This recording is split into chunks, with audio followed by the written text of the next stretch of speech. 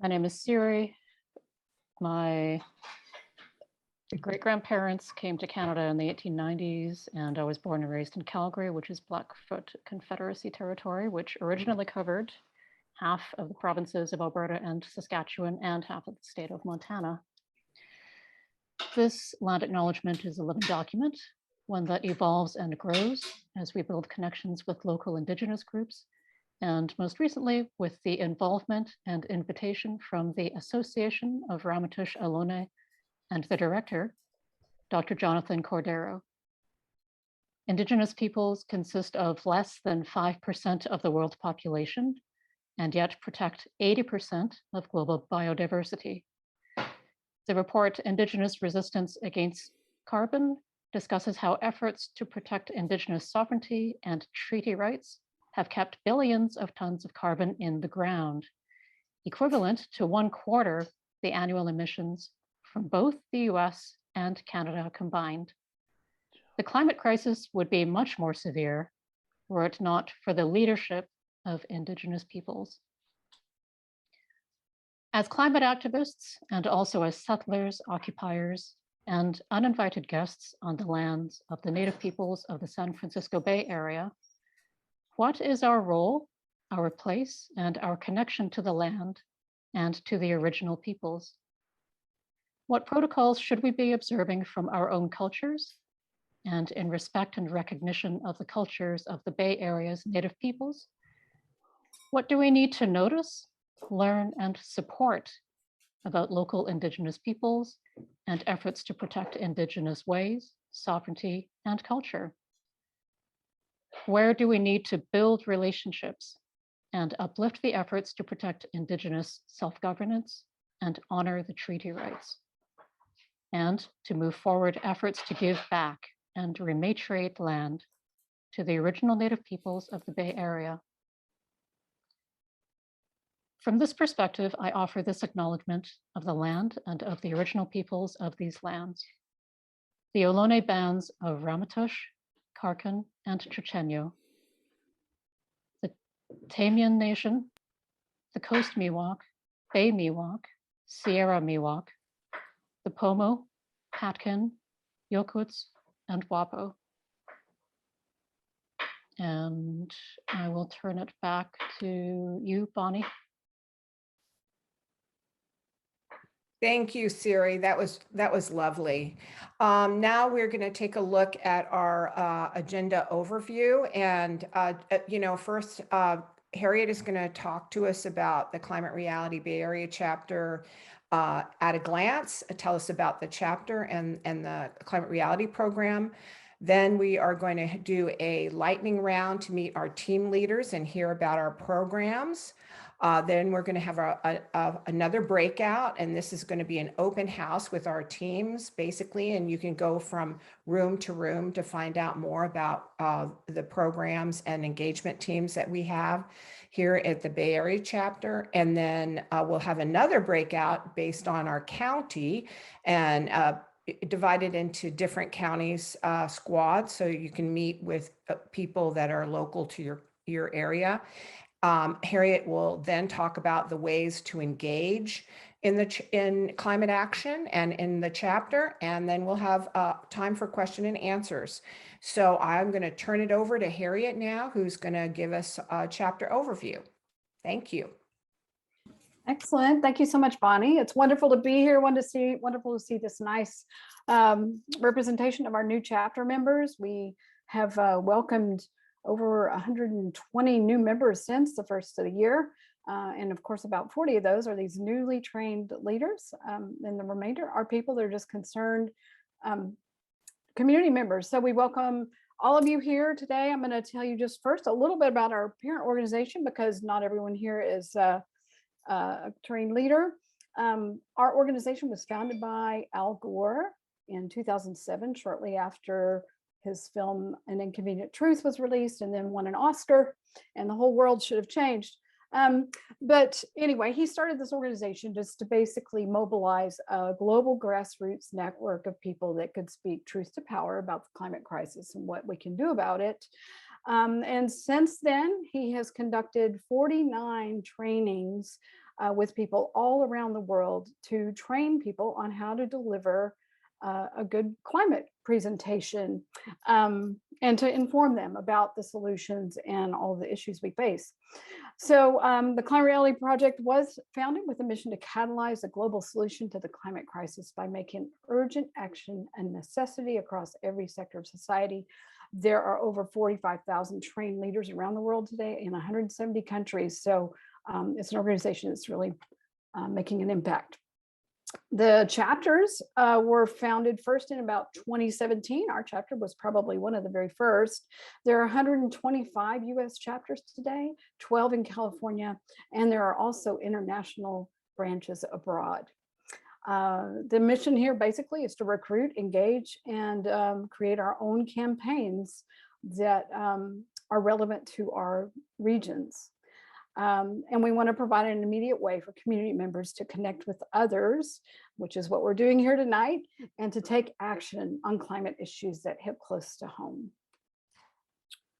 So our chapter was founded, as I mentioned, in 2017 by Wei Tai Kwok, who's here this evening, and Steve Richard. It covers the Greater Bay Area region, excluding Santa Clara County and Santa Cruz, Monterey counties, because there is actually a Silicon Valley chapter that covers those regions. It doesn't preclude people from joining our chapter in those regions, but we don't necessarily launch any specific campaigns in that area. So these are our 8 official counties that are circled in red there. We have 1,546 members now. Half of those are trained climate reality leaders, and half again are just concerned community members that want to get involved in climate action. Our organization is 12 teams you'll be hearing about this evening. And we also have 6 county squads that take action in specific regions around the Bay and give us opportunities to connect with people that are closer to home. We also have 22 members of our leadership team, so we really have a robust chapter that is well supported. We are a 501c3, so which means we do not engage in any partisan or political activities as well. This gives you an idea of the growth of our chapter. It's been a steady growth even through the pandemic years, which is really impressive. And on the right, you can see the distribution according to the different counties in the Bay Area, with San Francisco and Alameda having the largest representation. Not a big surprise there, given the large urban areas there. So what do we do? What are we involved in? Our activities are anchored in, of course, the Climate Reality Project mission to educate and inform the public, to make sure that we include diversity, equity, inclusion, and justice in all we do, and to mobilize a grassroots network of climate advocates. So that's really the cornerstone of what we design our programs around. Our chapter specific mission is to take full advantage of the unique opportunity the Bay Area presents to achieve progress on climate action, climate justice, and climate policy changes. We strive to lead the nation and the world in adopting bold and innovative solutions to the climate crisis and to climate justice. We really do believe that this area can be such a proving ground for solutions for California and for our nation and for the world. And we feel like we have a really unique opportunity here to advance progress. So the goals that we defined in attaining that mission are to build productive alliances. No, there's no sense in any of us reinventing the wheel. If somebody else is doing something really well, let's just ally with them and be better together. To also press for decarbonization of the built environment, energy, and transportation systems. Many of our policy activities are related to those particular solution spaces. Also to influence the thriving Bay Area business community in taking action towards sustainability. We also want to give agency and support to all of our chapter members and teams. We really want to support where you come from with your advocacy. We also want to educate, inform, and mobilize the public, again, true to Mr. Gore's mission. We also want to increase the number and efficacy and reach of our climate reality speakers that have come off of training. We want to influence the adoption of aggressive climate and climate justice policies, which is, again, very central to everything we do, and build an inclusive community. So this is kind of a description of our different teams in kind of a graphical depiction. Climate justice, we have a climate justice team, and again, that's foundational to everything that we do. We have some functional areas, funding. We have a treasurer and also fundraising efforts. We have an events team that is like really key to everything we do for informing the public and also providing opportunities to learn and get trained on important skills. We have a communications team that is just on fire. We have our amazing website, our email outreach through newsletters and calls to action, as well as social media and a podcast coming soon. We also have membership engagement as well, which is the all-important task of helping people find how they can come to this community and contribute. We also, as I mentioned, alliances, very key to making sure that we're working effectively and efficiently, and also policy action at the federal, state, and local levels. We also have community action groups that cross all of these lines. We have regional communities with our county squads. Later on, we're going to be having some breakouts by county, and you'll have an opportunity to get to meet people in the different squads. So that's one community group. We also have a business engagement team. We have a young adult team. Jessica's here tonight, and in the middle of the night where she is representing that.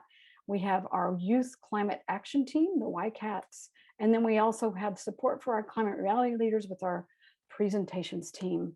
And what we look for across all of these is ways to cross collaborate and improve our impact that way. So that's an overview of our various teams. And the next thing we're going to do is let you get to know these chapter leaders that head these programs. And I will turn it back over to Bonnie to MC this section of our program. Thank you, Harriet.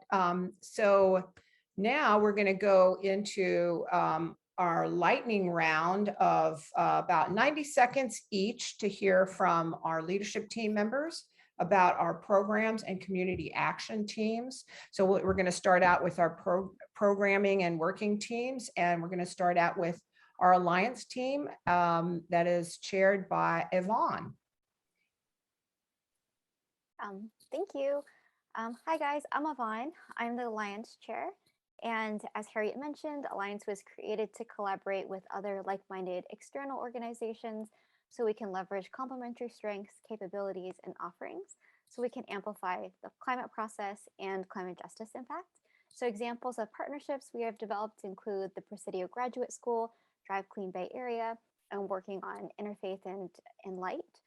Alliance is a new squad, so if you love organizing, using Google Sheets, and connecting people together and pitching ideas to internal and external partners, you can contact me and join the team. Thank you. I might also add, we're going to have breakout rooms for each of these teams. So if you're interested in learning more and want to chat with them on, you'll have that opportunity during the next breakout session. Great. Yeah, Harriet, can you move to the next slide? Or we have another slide that has all the teams listed. The breakouts. Okay. Oh, okay. Got you. Oh, right. You're right. You are right again. All right. Next is our communications team with Pam.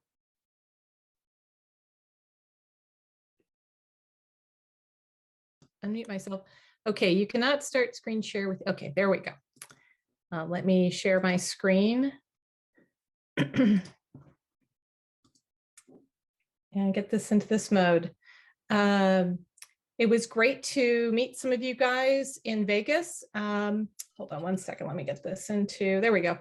So the Bay Area Communications team, we're growing and growing strong. We used to say small but mighty.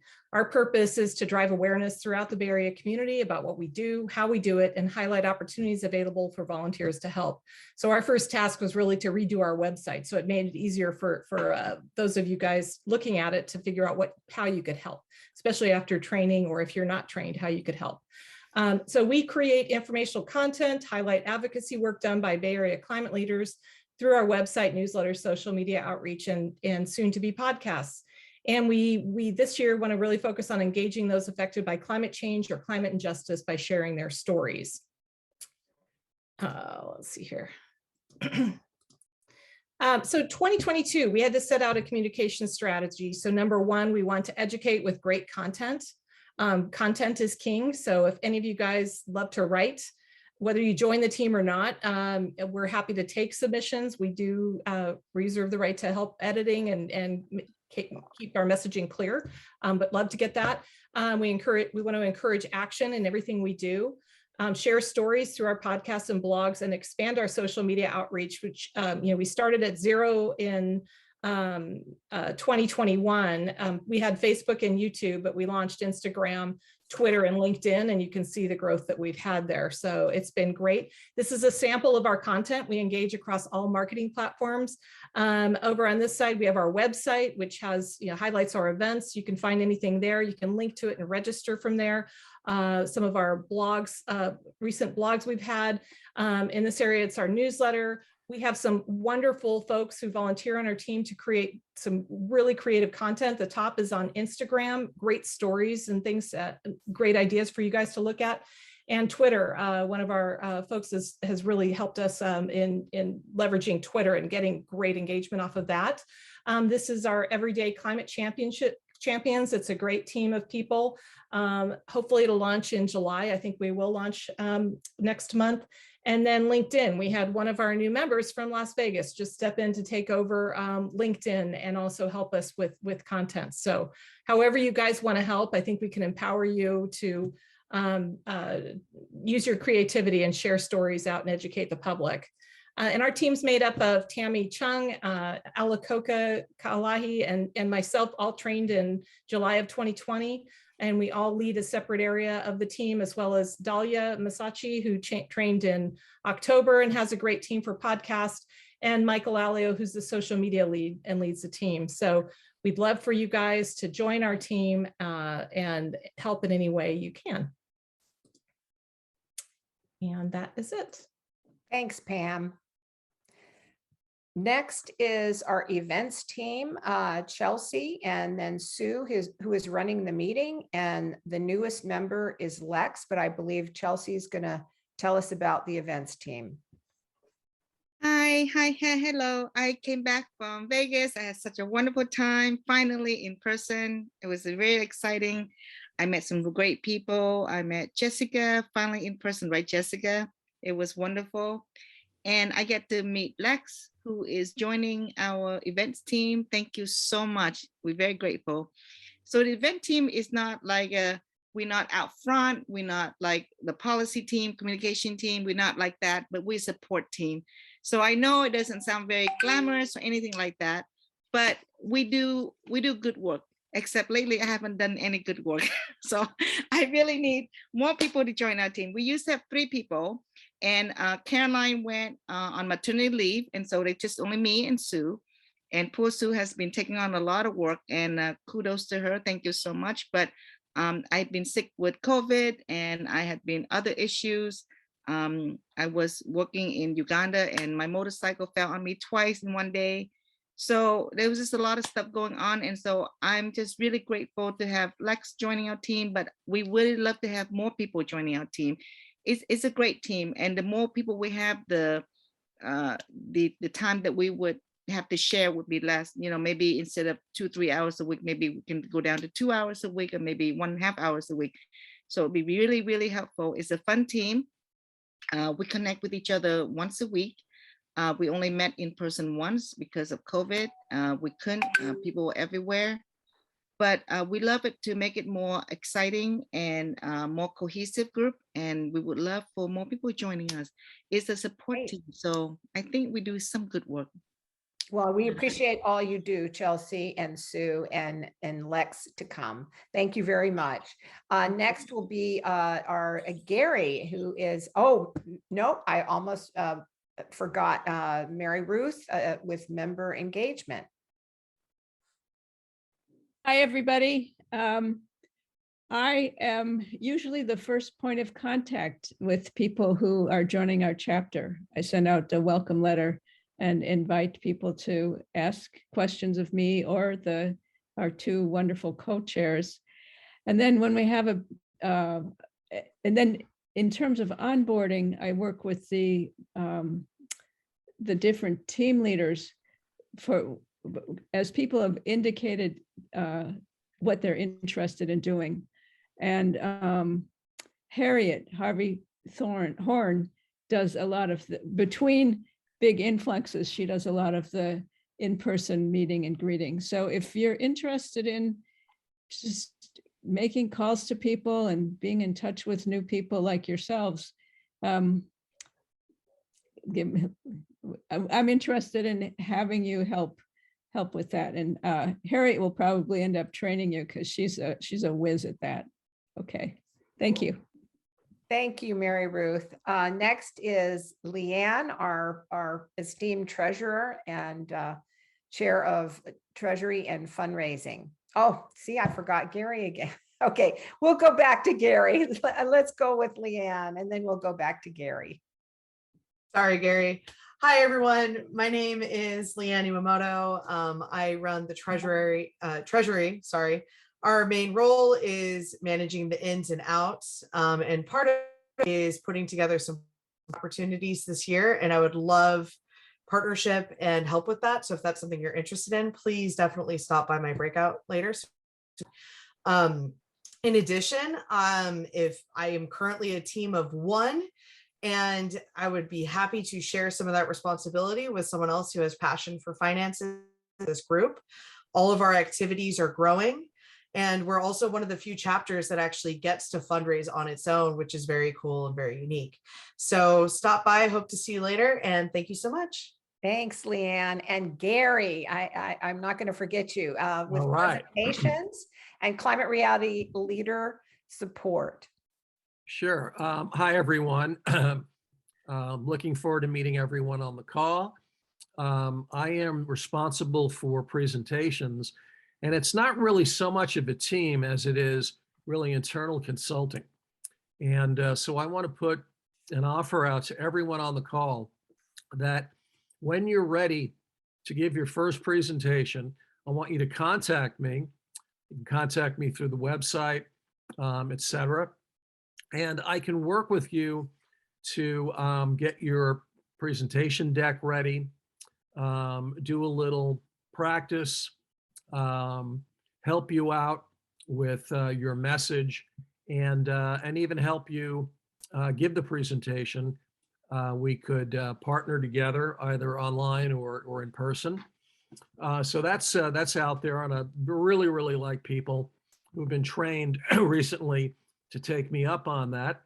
The other that I'll mention is we have on our website a number of customized slides that senior presenters, myself, Wei Tai, and a bunch of others have created to really augment Mr. Gore's slideshow with our own specific interests around solutions or a particular aspect of the climate crisis that we want to dive deeper in.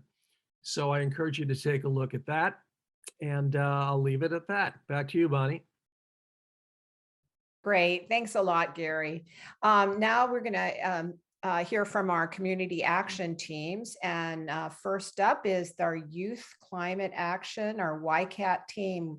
I think all three are here, but I think Alice might give the presentation, but we also have Crystal and Josh.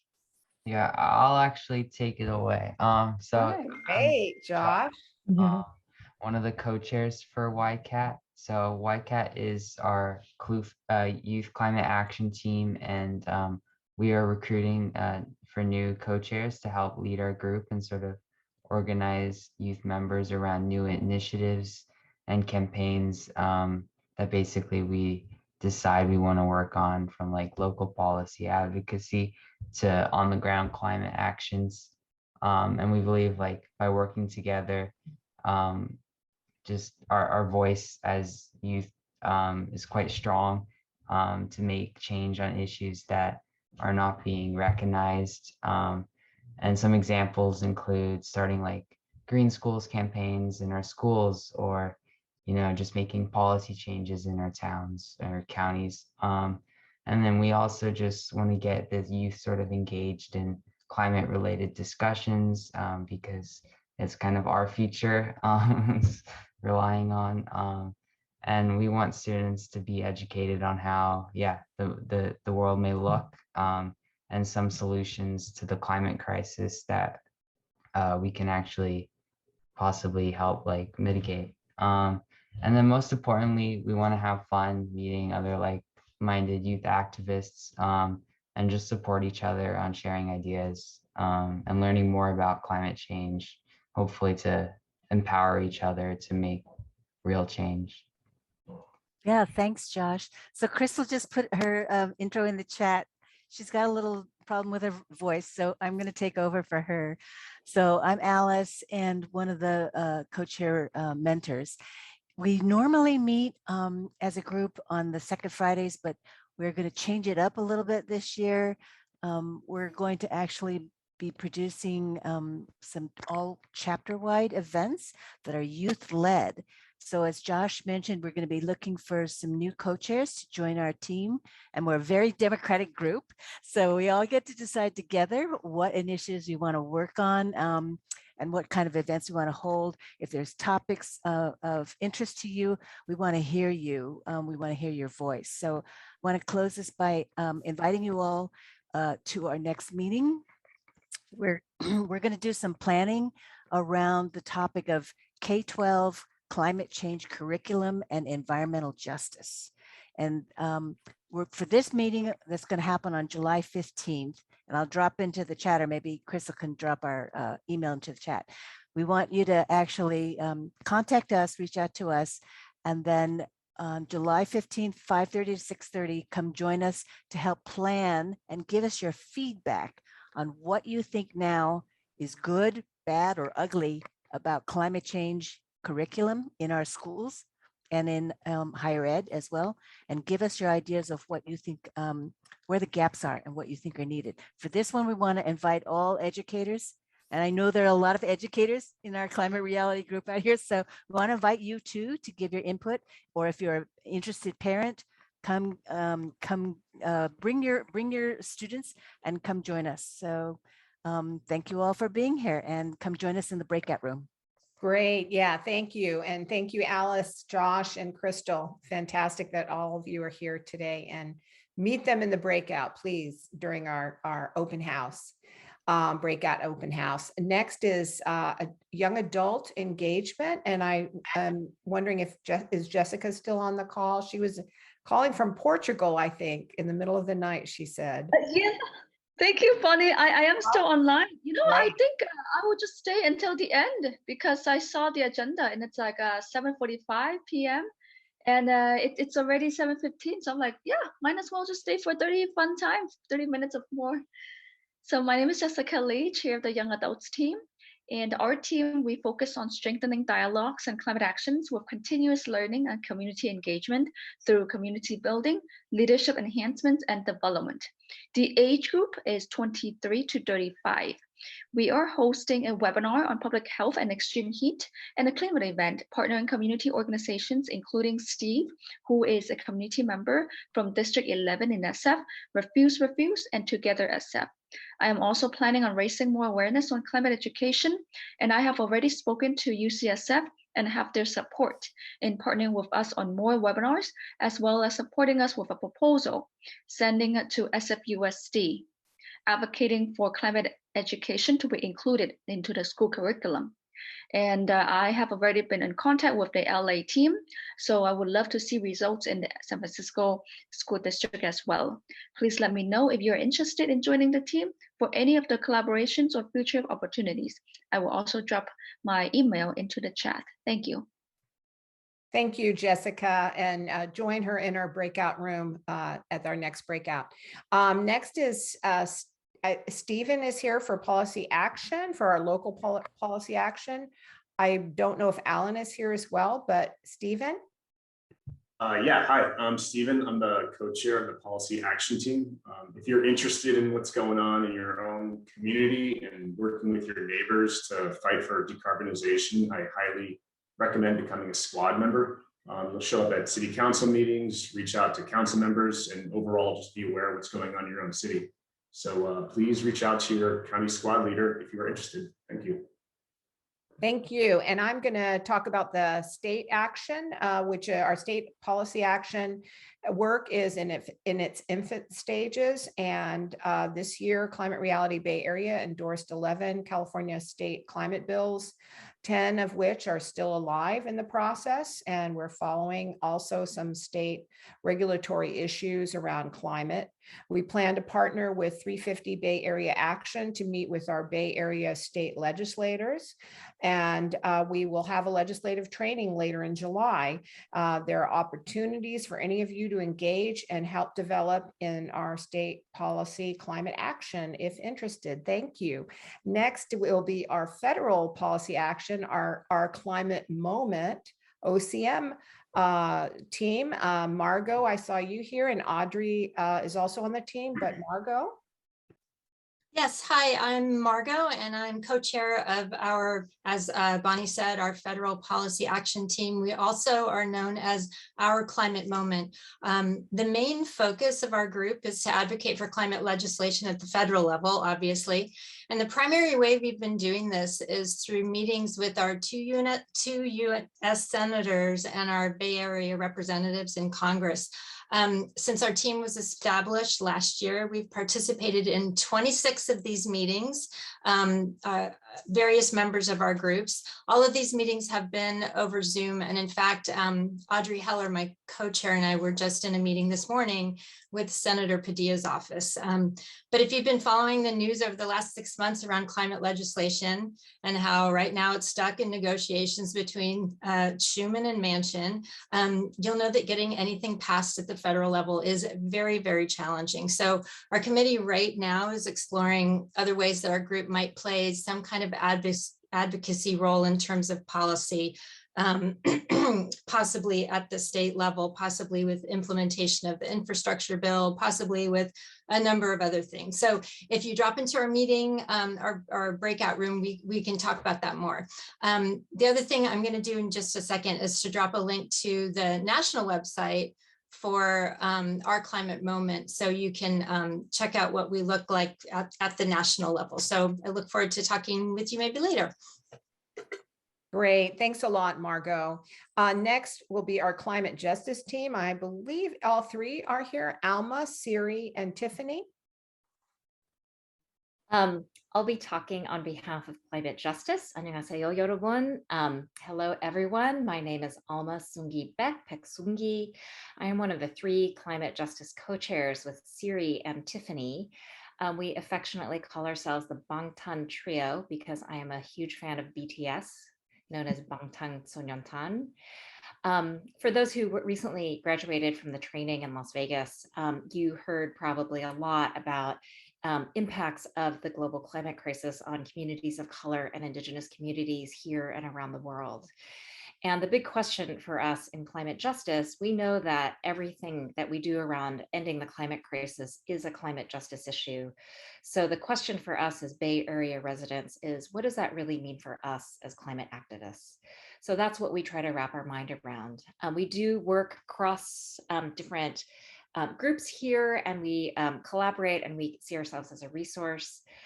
There are 3 big projects that we've been working on over the last 2 years. The first one is Indigenous Voices. We have been bringing Indigenous people from around North America, and most recently 2 major Bay Area Indigenous-led groups, the Association of Ramaytush Ohlone, which are the original peoples of the San Francisco area, as well as from the Cultural Conservancy. And we have one planned for later in the fall on water, California tribes, and the climate crisis. So that's one way to get engaged. The second project is local environmental justice coalition work. There are a lot of very well-established BIPOC-led, Black, Indigenous, people of color-led Bay Area environmental justice efforts. And one of the big ones is a coalition working on ocean rise impacts on shoreline communities that are suffering from toxic and radioactive waste contamination. So there are sites all around the Bay, including in San Francisco at the Bayview Hunters Point. It is a very exciting coalition of environmental justice groups and climate groups. And then the third thing we've been working on is DEIJ training for our members. So we've done 4 trainings so far on allyship, on ending racism, on ending classism, on being allies to young adults and young people. The next one we have planned is Saturday, August 20th, on being allies to Africans and other non-USers. We have our eye on the COP27, which will take place in Egypt. And lastly, we are looking for people who can help us on things like our communications. So liaison with the communications team, as well as writing, blogging, thinking about climate justice issues. We're looking for people to help us think about presentations and liaison with Gary and the presentations team.